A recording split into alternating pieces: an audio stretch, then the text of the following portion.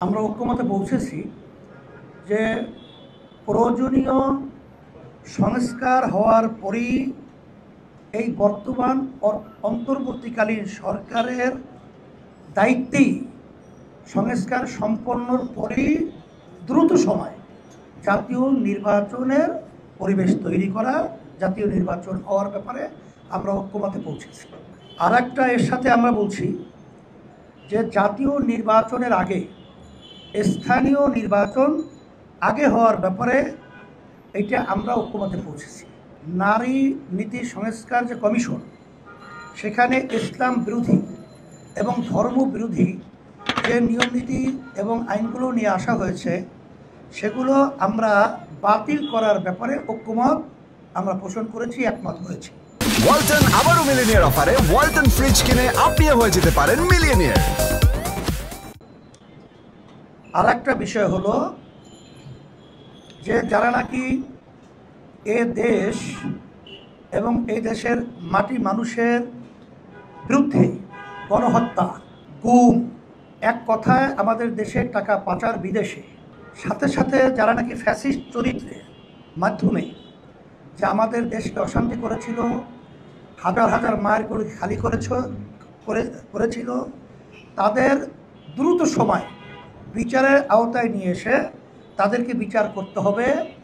এটা আমরা দৃশ্যমান অন্তর্বর্তীকালীন সরকারের ব্যবস্থা তরিত এটাকে বাড়াবার জন্য আমরা ঐক্যমতে পৌঁছেছি। আধিপত্যবাদ এবং সাম্রাজ্যবাদ মুক্ত একটি ইসলামী কল্যাণ রাষ্ট্র তৈরির ব্যাপারে ঐক্যমত হওয়া, যাতে ফ্যাসিস্ট বা ফ্যাসিবাদ কখনোই কোনোভাবেই প্রতিষ্ঠিত না হতে পারে, এ ব্যাপারে আমরা ঐক্যমত একাত্রিত আমরা পোষণ করতে পেরেছি। আমরা জানেন যে এই জুলাইয়ে ছাত্র জনতার একটি সফল গণ অভ্যুত্থানের মধ্য দিয়ে আমরা দীর্ঘ 16 বছরের ফ্যাসিবাদ হটিয়েছি। যেই ফ্যাসিবাদের আমলে এই দেশের সাধারণ মানুষ, আলেম ওলামা সকলেই নির্যাতিত, নিষ্পেষিত, নিগৃহীত হয়েছে এবং বাংলাদেশ কার্যত প্রতিবেশী দেশের একটি করদ রাজ্যে পরিণত হয়েছিল। তো সেই জায়গা থেকে আমরা মনে করি যে এই দেশের কিছু মৌলিক সংস্কার ব্যতীত যদি আমরা একই পথে চলি তাহলে আবার এই দেশে নানা ধরনের সংকট তৈরি হবে, স্বৈরাচার তৈরি হবে, ফ্যাসিস্ট তৈরি হবে। সে কারণে আমরা মনে করি যে এই জুলাই গণ অভ্যুত্থানের যারা হত্যাযজ্ঞ চালিয়েছে, নির্মমতা চালিয়েছে, গণহত্যা চালিয়েছে, তাদের একটা দৃষ্টান্তমূলক বিচার হওয়া দরকার এবং একই সাথে এই গণহত্যার সাথে জড়িতদের রাজনীতি বাংলাদেশে অন্তত হওয়া উচিত না। আমরা তো ইউরোপ আমেরিকার চেয়ে ধরেন বেশি উদার না বলতে গেলে আর কি বিশ্ববাসীর চোখে। সেখানে জার্মানির যে নাৎসিরা কিংবা ইটালিতে মুসলিনের পার্টির, সেটাও কিন্তু নিষিদ্ধ হয়েছিল। সেই জায়গা থেকে আমরা এই গণহত্যাকারীদের রাজনীতি নিষিদ্ধের বিষয়েও আলাপ আলোচনা করে, যেটা পীর সাহেবও বলেছে, এবং দ্রুত বিচার যতটুকু সম্ভব সম্পন্ন করা এবং একটা গতি আনা, এই বিষয়গুলোতে আলোচনা করে আমরা একমত হয়েছি। এবং ইসলামী আন্দোলন এবং গণ অধিকার পরিষদের দুটো রাজনৈতিক অবস্থান এটা অনেক আগে থেকে, বিশেষ করে এই সংখ্যানুপাতিক নির্বাচন বা পিয়ার পদ্ধতির নির্বাচন, আপনারা জানেন আমাদের দল ঘোষণা হয়েছে 21 সালে।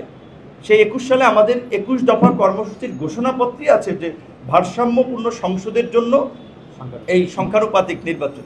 এই বিষয়টা আমরা দুই দলই অনেক আগে থেকে একমত, আমরা বলে আসছি এবং আমাদের রাজনৈতিক অবস্থান আমরা এখনও বলে যাব, আমরা এই জায়গায় একমত আছি। একই সাথে আপনারা লক্ষ্য করেছেন যে এই গণ অভ্যুত্থানের পরপরে আমরা বলে আসছিলাম যে ফ্যাসিবাদী আমলে অনুষ্ঠিত স্থানীয় নির্বাচনগুলো যারা ভোট ডাকাতির মাধ্যমে জনপ্রতিনিধি হয়েছে তাদের বিরুদ্ধে ব্যবস্থা নেওয়া দরকার, নির্বাচনগুলো বাতিল করা দরকার।